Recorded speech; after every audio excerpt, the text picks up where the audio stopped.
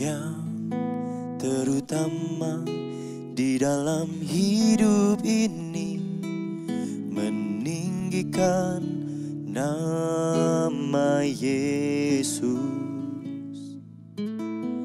Yang terutama di dalam hidup ini, memuliakan namanya. Haleluya, haleluya, saya mencintai Yesus.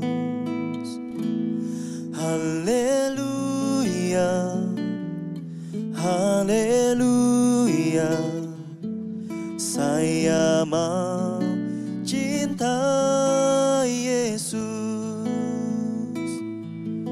Haleluya, haleluya, saya mencintai Yesus.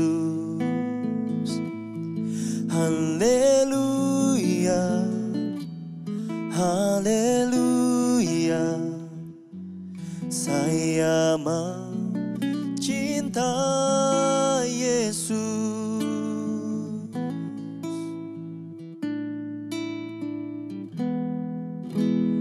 Yang terutama di dalam hidup ini, meninggikan nama Yesus. Yang terutama di dalam hidup ini, memuliakan namanya.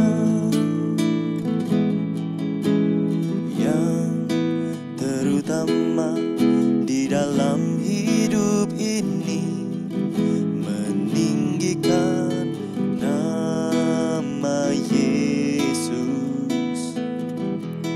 Yang terutama di dalam hidup ini, memuliakan namanya.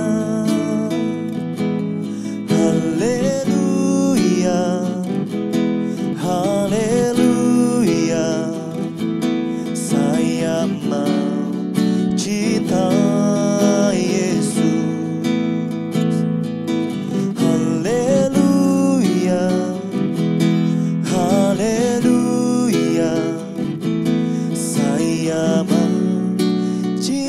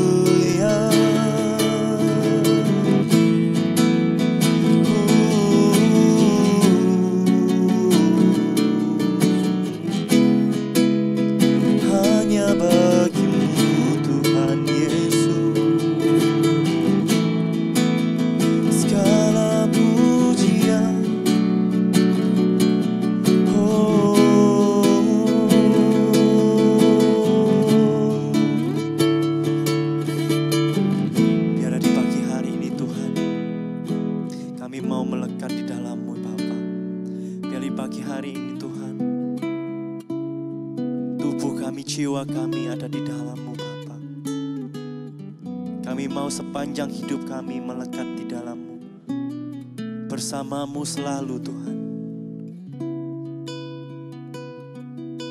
Dan biarlah sepanjang hidup kami Bapa boleh menyenangkan-Mu dan bisa mengasihi-Mu setiap waktu Bapa. Mari Bapak Ibu Saudara sekalian, bersama-sama kita mengangkat tangan kita dan kita pujikan bersama-sama. Haleluya, haleluya, saya mencintai Yesus. Haleluya, haleluya, saya mencintai Yesus. Haleluya, haleluya, saya mencintai Yesus. Haleluya, haleluya, saya mencintai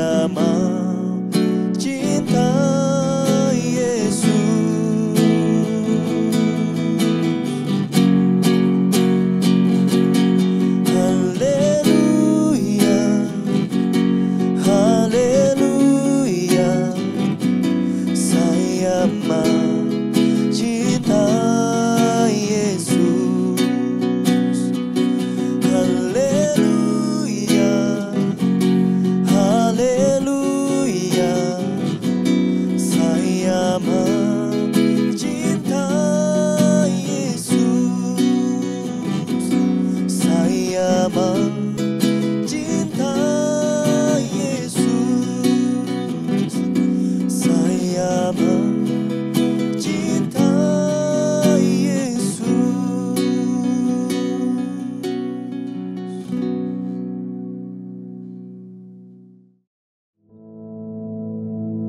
Our Father, which art in heaven, hallowed be thy name. Thy kingdom come, thy will be done in earth as it is in heaven. Give us this day our daily bread, and forgive us our debts, as we forgive our debtors. And lead us not into temptation, but deliver us from evil. For thine is the kingdom, and the power, and the glory, forever. Amen.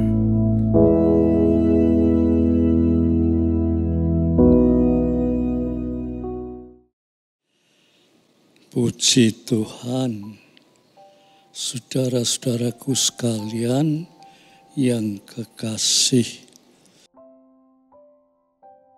Biarlah kesempatan ini kita manfaatkan untuk sama-sama merenungkan kebenaran firman Tuhan. Untuk itu mari kita sama-sama berdoa. Tuhan, kami akan merenungkan bagian daripada firman Tuhan. Kiranya Tuhan menyertai kami supaya kami mengerti firman-Mu dan kami bisa mengikuti akan jalan firman-Mu sehingga kami memperoleh kebahagiaan yang daripada Tuhan. Kiranya Roh Kudus berkenan menolong kami sampai kami betul-betul mengerti kehendak Tuhan.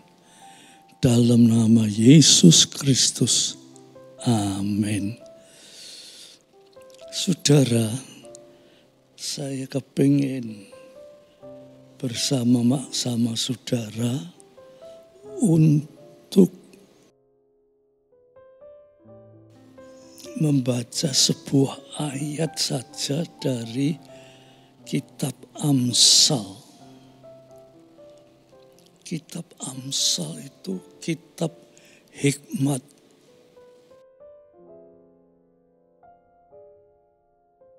Dari dalamnya itu kata-kata itu penuh dengan hikmat. Seperti yang kita mau baca di dalam Amsal 21 ayat yang ke-20. Ini kelihatannya sederhana tetapi penuh hikmat yang perlu kita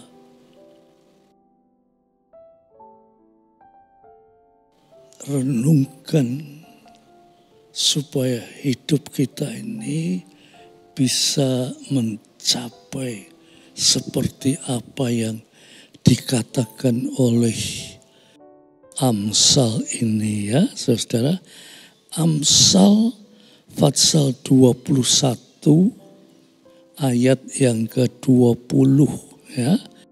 Saya bacakan, saudara. Harta yang indah. Saudara, coba kita renungkan, ya. Banyak para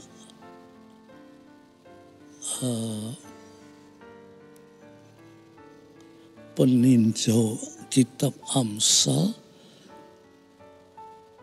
yang berkata harta yang indah.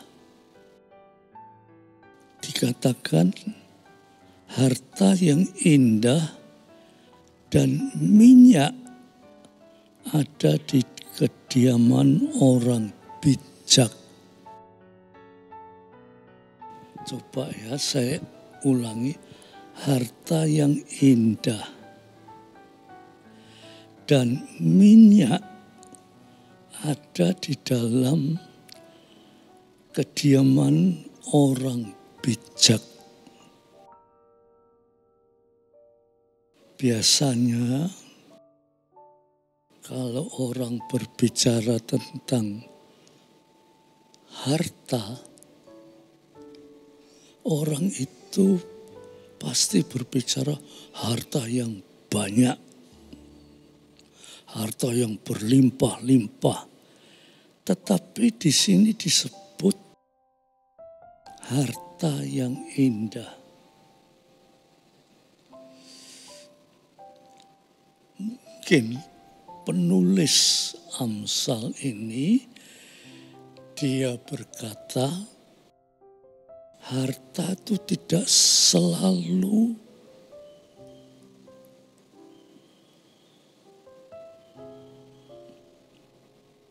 membuat orang bahagia.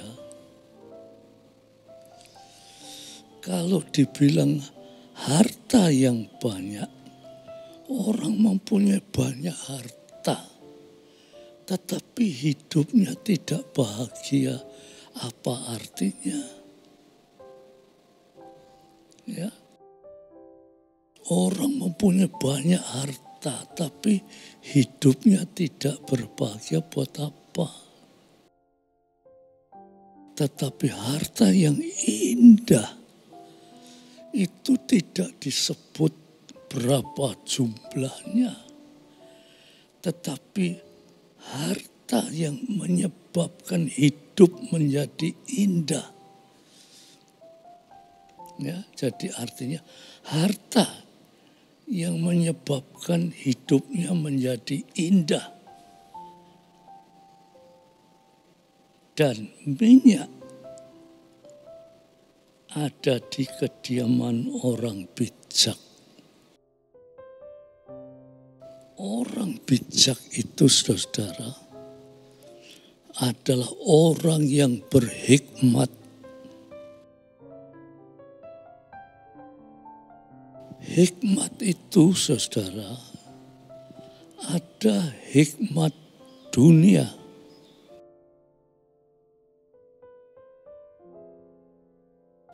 Hikmat dunia, saudara, itu hikmat yang terbatas. terbatas. Umpamanya dokter, dia sekolah sampai mencapai ke perguruan tinggi sampai menjadi dokter, bahkan terus sampai menjadi profesor dokter. Itu terbatas. Umpamanya dia ketemu orang yang mengandung suatu penyakit, ya. Dan menurut dokter itu, penyakit itu tidak bisa disembuhkan. Pasti mati. Tetapi itu keterbatasan manusia. Tetapi hikmat yang dari Tuhan, itu hikmat yang tidak ada batasnya. Jangankan orang yang sakit yang menyebabkan kematian, bahkan orang mati pun bisa dibangkitkan, sebab bagi Tuhan, hikmat Tuhan itu tidak ada batasnya. Nah, oleh sebab itu, saudara, berbicara tentang hikmat, ya, atau bijaksana, itu dikatakan, kita balik lagi ya, harta yang indah. Orang yang mempunyai hikmat yang dari Tuhan, dia tidak mencari harta kekayaan yang berlimpah-limpah. Dia mencari harta yang indah.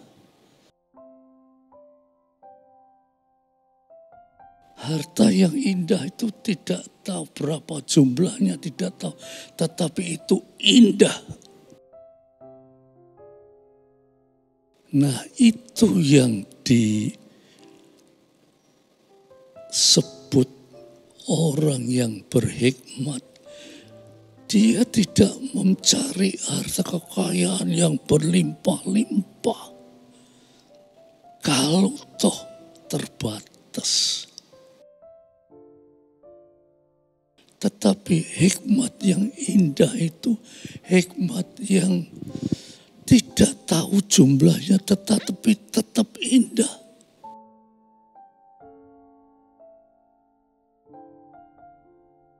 Dan tidak ada batasnya.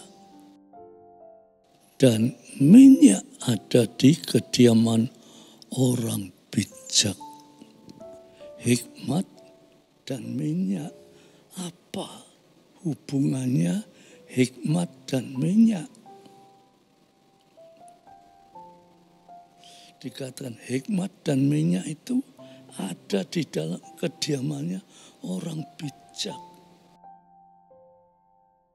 Nah, seorang ahli pikir dia mengatakan begini, saudara.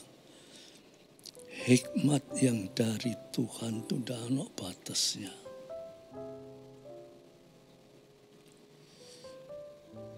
Bahkan mungkin menembusi kematian untuk mencapai hidup yang kekal.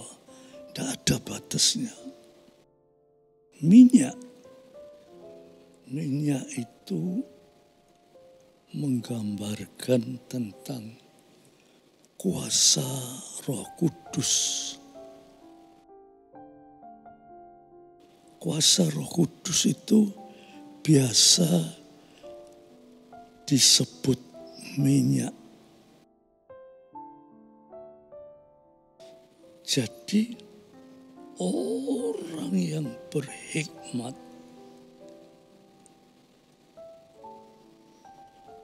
itu adalah orang yang penuh dengan kuasa Roh Kudus.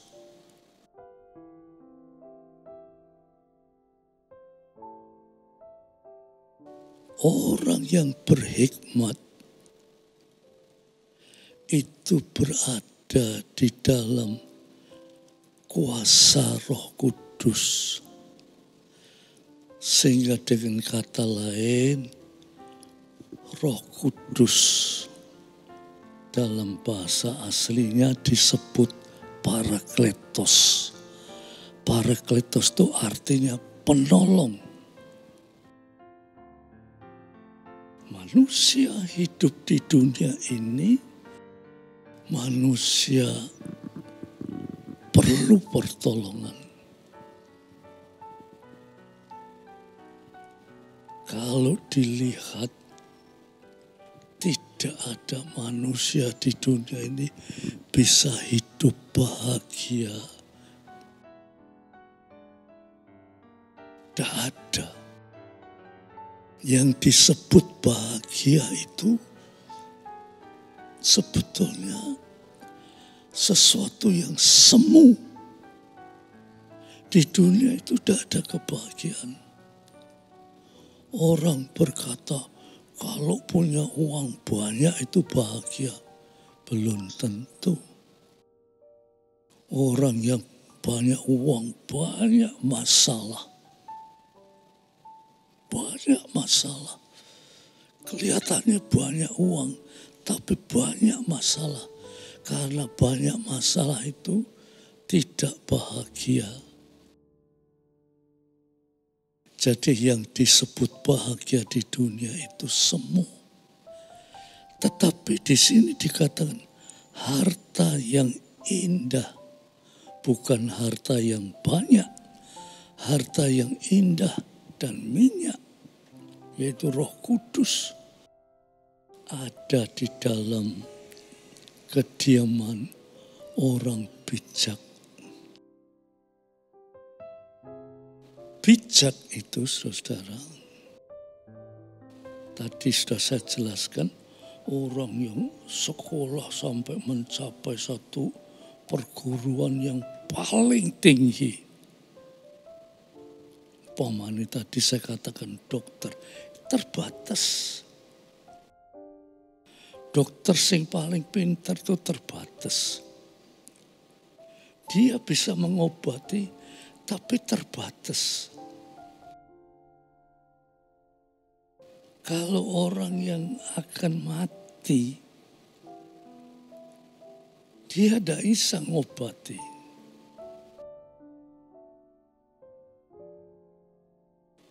Orang yang penuh dengan hikmat yang dari Tuhan, itu tidak ada batas-batasnya. Jangankan orang yang mau mati, orang yang sudah mati sekalipun bisa hidup kembali. Itulah sebabnya, saudara-saudara, kita harus dengan segala kerendahan hati, kita merendahkan diri di hadapan Tuhan sambil kita itu mengatakan,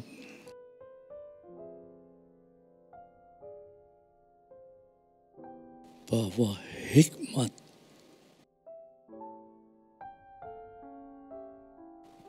ada pada orang yang penuh dengan Roh Kudus. Lalu di bawahnya itu dikatakan begini, tetapi orang yang bebal. Orang bebal itu, saudara-saudara, adalah orang yang di dalam bahasa asing disebut improvidence. Artinya orang yang kurang waspada. Orang yang tidak pernah tahu tahu memikirkan masa depan.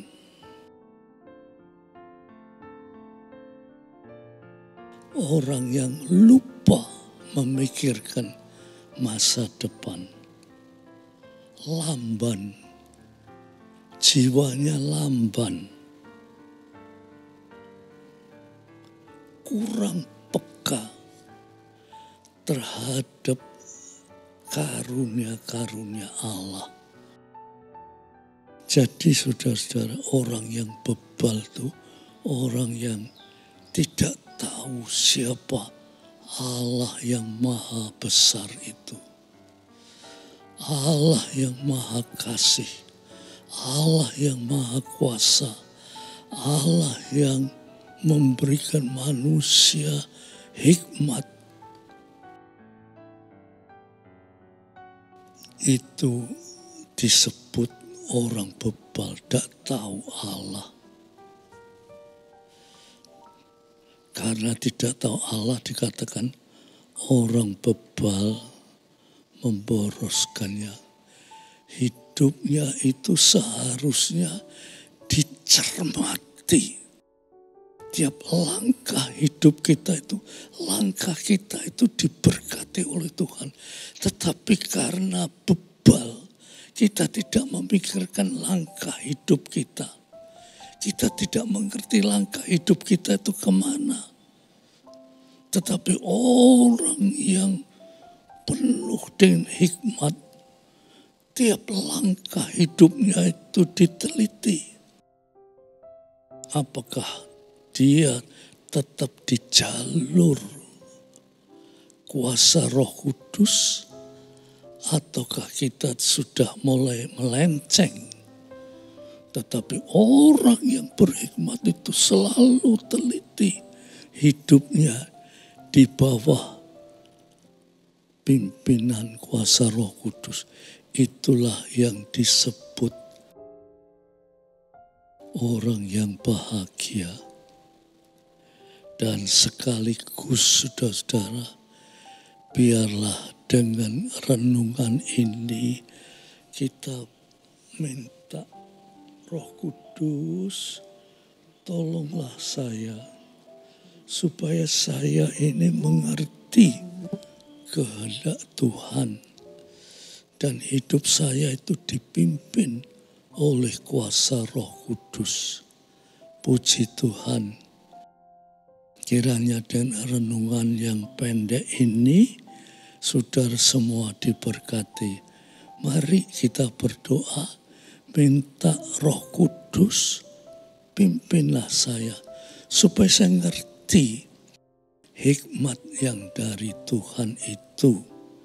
Dan mengerti bahwa keterbatasan hikmat manusia dibandingkan dengan hikmat yang dari Tuhan yang tidak ada batasnya. Mari kita berdoa.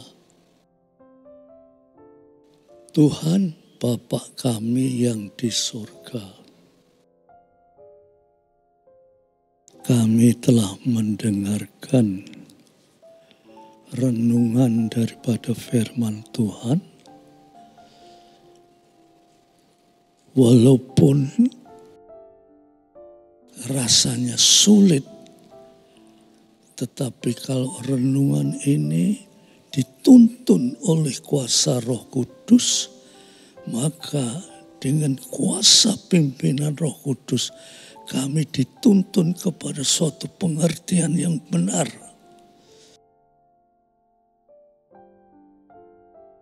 Bahwa hidup ini penuh dengan tantangan. Hikmat yang kami usahakan untuk mencapai hidup yang lebih baik itu. Kalau itu hikmat dari manusia terbatas. Dan hikmat dari manusia tidak akan bisa menuntun kepada hidup yang bahagia.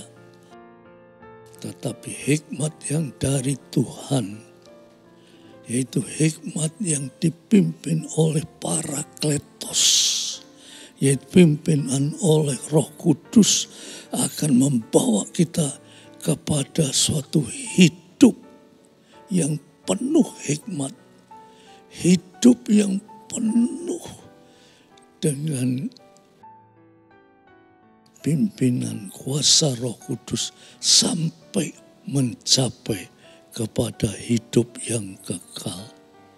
Puji Tuhan, terima kasih Tuhan, biar damai sejahtera-Mu, berkat rahmat dan kasih-Mu, persekutuan oleh Roh-Mu atas saudara-saudara semua sampai Maranatha.